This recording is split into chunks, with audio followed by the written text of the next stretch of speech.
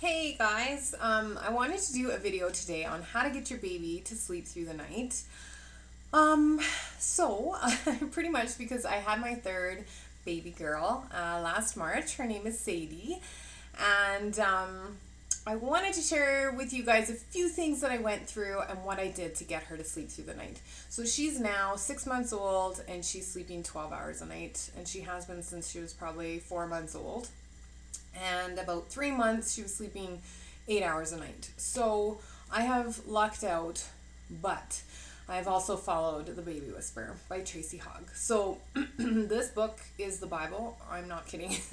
It is amazing on helping you get your baby to sleep through the night. So for a lot of you new moms out there, you might feel a little overwhelmed, like, who has time to read a book right now? Seriously, I totally get it.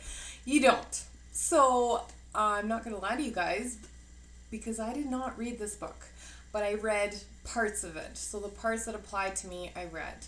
I.e., from when they're 3 to 6 weeks old, or 6 to 8 weeks old, or whatever.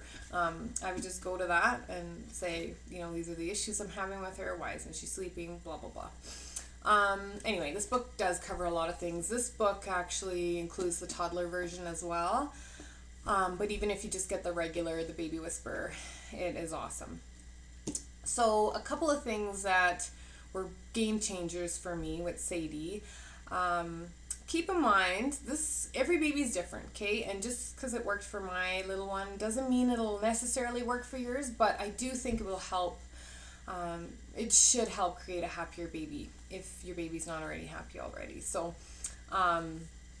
anyway, the first 8 weeks were quite tough. I forgot how tough it was to have a newborn again.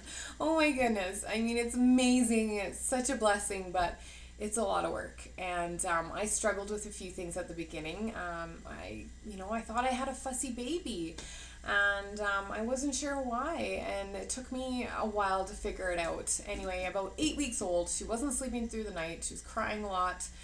I didn't know she was colicky. I didn't know what was going on. So I picked up my little book here and started reading. And the first thing I realized was, oh my goodness, my poor child.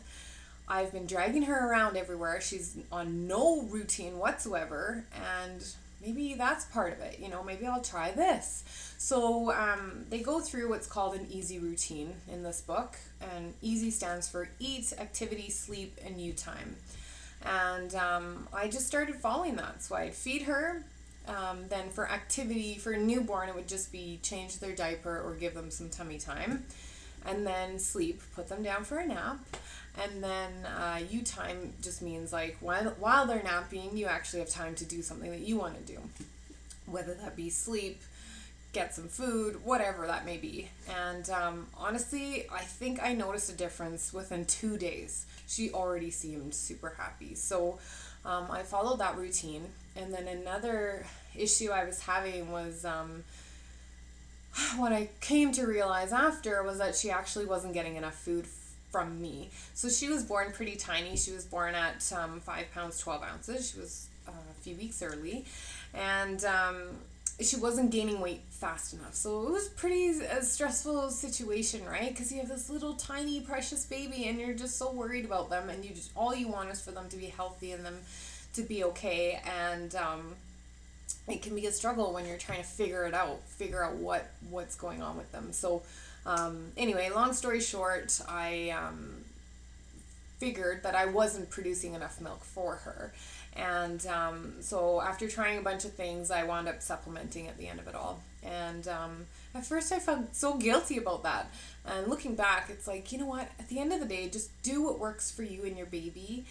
And, because once they're happy, like, you will be, like, everything's good, right? It's just so much easier that way. So, once she had a full tummy and once I had her on a routine, she started sleeping for me, and I'm like, wow, this is awesome. So again, it might not work for everybody. And don't worry about reading the whole book. Just, if you're having troubles with sleep, I just went to the sleep chapter and read a few things on that. It describes what type of baby you might have, personality-wise, and what works best for them. So there's a lot of awesome, helpful tips.